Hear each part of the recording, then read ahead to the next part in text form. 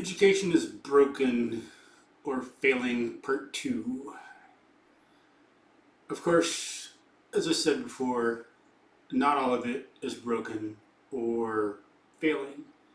There are some good teachers and good schools who should be acknowledged and recognized and praised and celebrated. Instead of making a blanket statement that all is broken and thereby dismissing them, ignoring them, disdaining them, the good ones, disdaining the good ones, ignoring the good ones, pretending they don't exist, pretending they're not worth celebration or acknowledgement. That's unethical and immoral. Some people make such a blanket statement and they shouldn't. If you say maybe mainstream education is broken, fine, but modern education, like, what do you mean? You better define your terms. Modern, nowadays, not all of it. But some, and I'd say mainstream, there's a lot of stuff that's wrong. The philosophies and theories and ideas that come from Immanuel Kant, or K-A-N-T, German dude, philosopher, or Immanuel Kant's disciple, John Dewey. John Dewey brought Immanuel Kant's philosophy over to the US. Kant was more in the Platonic camp, but he was one of the big original philosophers in history, albeit wrong. While Plato might be considered fundamentally wrong and wrong in some ways, or let's say wrong in some ways, Kant is wrong in every way. Fundamentally, thoroughly wrong and corrupt. Basically, he said there is no objective reality that we could know, even if there was, where he had some, opposite to Aristotle, opposite to Newton, opposite to Galileo, opposite to the dog whisperer, opposite to Maria Montessori, opposite to what we experience in our everyday lives, opposite to what every animal knows and does. They know on a preconceptual level, not conceptual, but they know that there is a world out there and we can know it. It is knowable. It is real. It is not a figment of our imagination, as Kant said. Kant said everything we perceive is a construct of our minds. In other words, you try to apply that. That's crazy talk. That's insanity.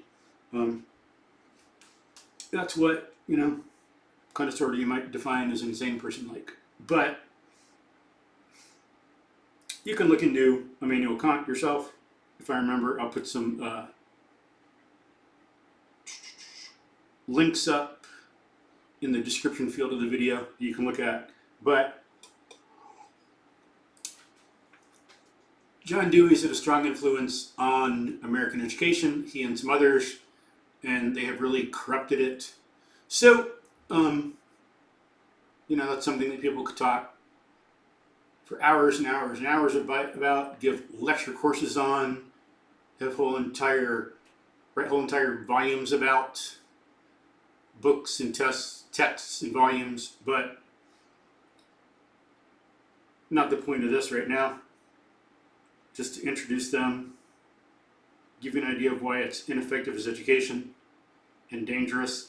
Then if that's kind of basically the way it is, that amounts to subjectivism. For Kant, it was group subjectivism, although of course, if you don't know anything out there, you can't say there's a group. It amounts to all being in your head, just made up in your own mind. Other people are constructs of your mind.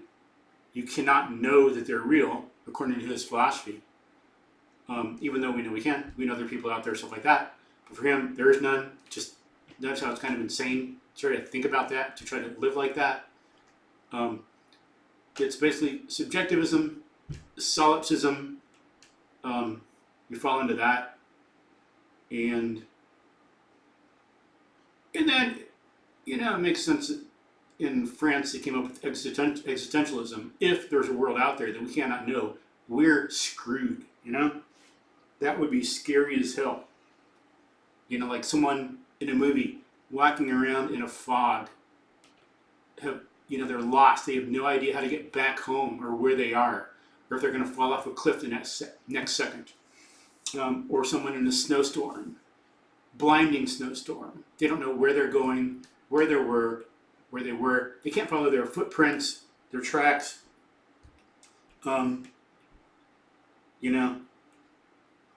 That scare the hell out of most people because there you're in a condition where you're going to freeze to death.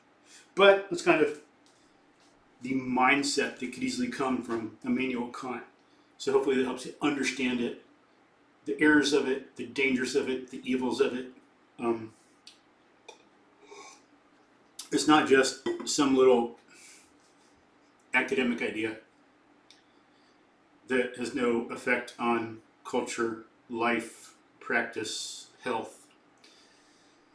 So, education, mainstream, is broken. A lot of it is broken. Not all of it. There's good people out there, as I say. But some solutions people have for fixing it. Different things. So some things you hear are, we need to make it fun. Some people will talk about that and write about that. Some people maybe give TED talks. Some people well-known people will give TED talks about, we need imagination. There needs to be creativity in education for it to go well. Some people might say, we need reading and phonics for it to go well. But no. If, let's say, for example, we look at having fun. Having fun is not an essential in education. Yeah, it is good to have fun. Yeah, sometimes it can make things better. Yes, but it is not an essential. That's like we have a car that's broken and needs to be fixed. Is fixing the radio going to help? No. You can fix the radio. It can play. Maybe the battery still works. You can have as much fun as you want, but it ain't going to fix your car. You can play games. Not going to fix your car. To fix the car, you got to know how the thing works, what its mechanics are. Look at what's working and what's not, and fix the not to get it working so you can get moving again. You can go somewhere. It functions. Having fun is great, but it's not always needed, and sometimes that would get in the way and interfere. In education, as MLK said, make sure I remember this exactly, read some of this quote I've said in the last video about this. Martin Luther King Jr., 1947, from The Purpose of Education, in the Morehouse College campus newspaper, The Maroon Tiger. He said, education must also train one for quick, resolute, and effective thinking. To think incisively and to think for oneself is very difficult. We are prone to let our mental life become invaded by legions of half-truths, prejudices, and propaganda. To continue, at the end of the paragraph, quote, education must enable one to sift and weigh evidence, to discern the true from the false, the real from the unreal, and the facts from the fiction, unquote. We have to concentrate. That is not always quote unquote fun. Besides, when you're focusing, you're doing some stuff like that, fun would get in the way. It's just, some stuff is just interesting. You're focused, you're into it, you're concentrated. You don't need fun. You don't have to have fun. Fun can be distracting. You're trying to focus and someone says, hey, let's play a game, or let's play the radio. You're working on some serious letter. You're engaged in some serious thought. You want to write something serious. You're trying to figure out a problem and someone wants to have fun. It's like, go away. I'm trying to think. Fun is not appropriate all the time and is not going to help us. For education, we don't need to think about a lot of ways to have fun. Again, I'm saying in fundamentally, we need to get the thing done. Then you can think of ways where appropriate to have fun. But fun does not help you figure out what to teach, why to teach it, what subjects do we need to teach, why to teach them. To get the current stuff, which I said has a lot of it, kind of mainstream stuff, has flaws in it, from Plato and Immanuel Kant and John Dewey. Getting that which is wrong, stuff about how we think, how we know the world, and making it fun is not going to help. That probably just worsens stuff, because then you're having fun destroying your mind. Not good. We need to learn how to think, how we know reality. Young people need to grow up to learn how to use their minds, how consciousness works, on a certain level. They're not going to be psychologists or philosophers. They don't know advanced psychology, advanced logic, anything like that, advanced neurology. They know on a common sense level, as people have for millennia, how to think properly.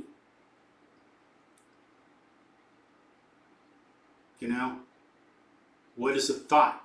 What is emotion? How not to let emotion get in the way of your thinking. There's the way some people do with Salem witch trials or mob events. Emotion should be put in its place. It's important. Being like Spock is irrational. We have emotion for a reason, but we need to learn what it is and use it appropriately. Just like we don't use a hand like an ear, things have certain functions. Emotions are emotions, thought is thought, imagination is imagination, and so on. We need to know these things and know how to use them. And education is specifically for learning how to think, because that emotions are just happen. They're kind of out of our control. We're in a situation, we have an emotion. You can condition how you're going to feel from past experience before you're in that situation, and have some people all of us are capable of it, but some people actually achieve it. They learn how to control their emotions, control their feelings, not get carried away by them. But that means having an alternative. We need to have thought. We need to have the ability to focus on what's real and not take emotion or feeling as if they are reality. Just like we can't take any idea we make up in our head as real. That's another thing we got to learn. How do we know when something's true? If an idea pops in our head, is it correct? Should we act on it? And so on? Clearly, no. That's another important thing to learn. Fun does not help us do that. Knowing logic and epistemology and thought and basic ideas people know, even without advanced logic, that's the stuff we need to know. Then, as I say, more advanced things like what subject should we teach? Why should we teach them? In what order? Like within a certain subject, in what order should we teach them? How do we form concepts? How do we relate concepts? How do we form generalizations, inductions, which is valid, by the way. There's a bunch of nonsense out there nowadays about it. I've made other videos about induction, and you can contact me for more about how it's valid if you would like. We got to know deduction. We should know that. How to analyze arguments. Those are things to do. Fun does not help us figure that stuff out. A teacher is making a curriculum, or maybe some curriculum developer over a school or district is thinking, in what order do we teach subjects and concepts? Having fun isn't going to help. You've got to know how the concepts were formed, how some blend into another one, what evidence a student needs, and how it should be connected logically to form an idea, an induction, a theory. Okay? And we're seeing right there what we actually need. But fun. Okay. There's the fun solution, but it's not going to work. Fixing your radio doesn't help your car work. If some famous people give TE detox, we need imagination, creativity. That's the problem with education. If students were imaginative and creative, everything would be great. Wrong. Your car breaks down, you can sit inside it and pretend and imagine as much as you want. You can pretend, close your eyes, that you're going on a rocket trip to the moon.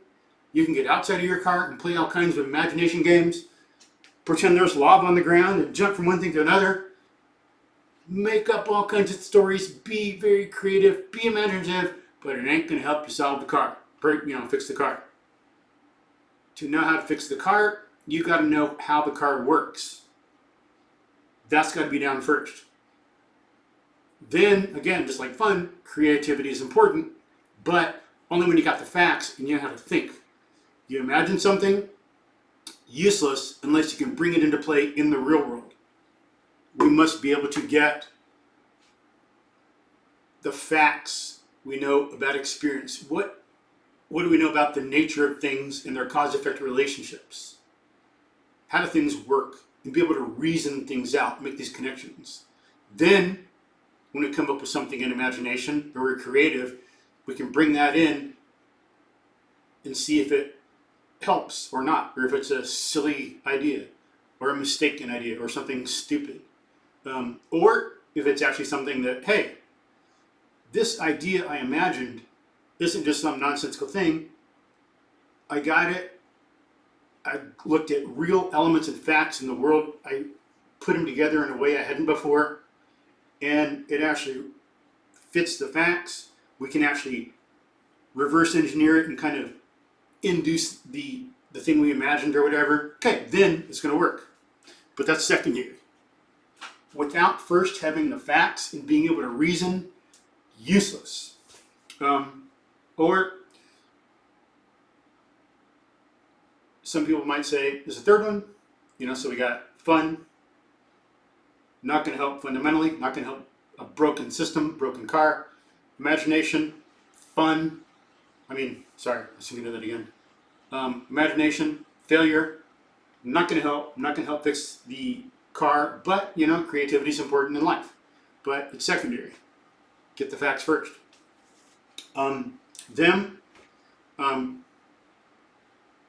We have some people say maybe we need to read or we need phonics, but again, not going to help.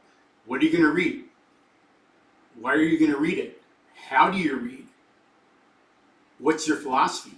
People can be Platonists and read a lot, add more reading to their curriculum, do more reading, have phonics, but it's going to be a failure. People aren't going to, educated people aren't going to be produced. They're going to be detached from reality. They're not going to be independent thinkers. They're not going to look at the evidence of the senses. They're going to look at words and authority, and they're going to be lost.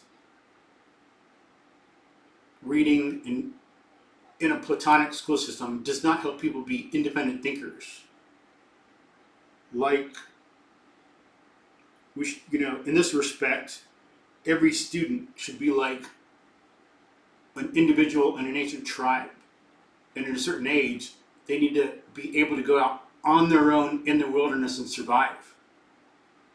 Because they should be able to take care of themselves and be so good at it that they can take care of others also. They should be an important contributing member of the tribe. Taking care of yourself, taking care of others, that's what education should enable one to do. And reading, as such, doesn't necessarily do that. We need to read certain things, write, analyze certain things, know thinking skills for reading, and not some imaginative, whatever, critical thinking that some people might do, make up kind of stuff in your head. Critical thinking should first and foremost be about, is it true? Is it real? Let's analyze what it says, analyze the argument, get the good and bad, get the correct and incorrect. bring it into play in other things with other things we know. See if something relates to, like, how it relates to everything else we know, and if it makes sense and is legit. That's more what critical thinking should be about, instead of some other interpretations of it. But reading as such, again, if you read and you stay with the philosophy of John Dewey or Immanuel Kant or Plato, or still get suckered by David Hume's silly arguments, nonsensical stuff about induction, and think it's invalid, hey, a lot of stuff's going to be undercut. Science will be undercut. I mean, not really undercut, but people won't get it. Science is science. Can't do anything about it. Reality is reality. But science will be fine, but the scientific community will fail. People won't be able to do it correctly in their minds. It won't be a good human social enterprise. So reading as such is not going to work. Again, what do we teach? Why do we teach it? Reading doesn't tell that. What are you going to read? How do you analyze it? Stuff like that. Much more important. So again, it needs to be more in tune with what Martin Luther King Jr. says. Education must also train one for quick, resolute, and effective thinking. To think incisively and to think for one's self is very difficult. We are prone to let our mental life become invaded by legions of half-truths, prejudices, and propaganda. At this point, I often wonder whether or not education is fulfilling its purpose. A great majority of the so-called educated people do not think logically and scientifically. Even the press, the classroom, the platform, and the pulpit, in many instances, do not give us objective and unbiased truths. To save man from the morass of propaganda, in my opinion, is one of the chief aims of education. Education must enable one to sift and weigh evidence, to discern the true from the false, the real from the unreal, and the facts from the fiction, unquote. And that is what logic and epistemology do. They were developed in human experience. People are living. They find out eventually in the history of evolution how thought helps. Thinking matters. It's important. It's got survival value. It's effective. It's efficient. It makes life better when you think properly. And then people develop language and more thoughts in different areas. And then came with more development of that, some people became wise. There were certain types of thinkers who were wise. And then out of that came philosophy, but out of wisdom and people talking to each other to see what's right and wrong, wisdom and philosophy, out of that came logic, a tool for knowing what is true. Epistemology and logic, very important. Those are the things I think we need to get right if we're going to fix education. That's what it would be to fix the car. To fix the car, we have to know the car, the mechanics, some physics, how it works. Same thing in education. To fix education, we got to know how thinking works. That means logic and epistemology. So, fun is important in some ways, but it's not going to help education. Imagination and creativity are important in some ways, but they're not going to help education. Reading is important in many ways, but it's not going to help education. So we have some thinking to do and some changes to make. Hopefully we'll make the right choices, because, responsibility in our children's future and all that, responsibilities on our shoulders.